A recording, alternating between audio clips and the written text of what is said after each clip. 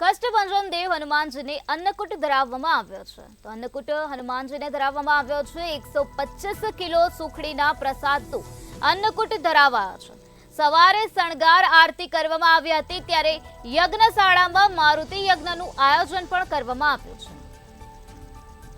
આજે સવારે શણગાર આરતી કરવામાં આવી. 125 કિલો સુખડીના પ્રસાદનો અન્નકૂટ ધરાવવામાં આવ્યો છે. કષ્ટભંજન દેવ હનુમાનજીને આજે અન્નકૂટ ધરાવવામાં આવ્યો છે. યજ્ઞશાળામાં મારુતિ યજ્ઞનું આયોજન પણ કરવામાં આવ્યું છે.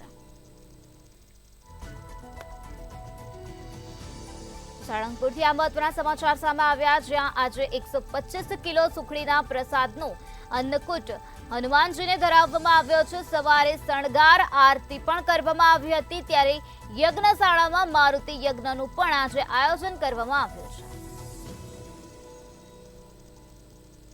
કષ્ટભંજન દેવ હનુમાનજીને અન્નકૂટ ધરાવવામાં આવ્યો છે. સુખડીનો પ્રસાદ ધરાવાયો છે. 125 કિલોની સુખડીનો પ્રસાદ આજે હનુમાનજીને ધરાવવામાં આવ્યો છે. અને આ સાથે સવારે શણગાર આરતી કરવામાં આવી હતી, તેમજ આજે યજ્ઞશાળામાં મારુતિ યજ્ઞનું પણ આયોજન કરવામાં આવ્યું છે.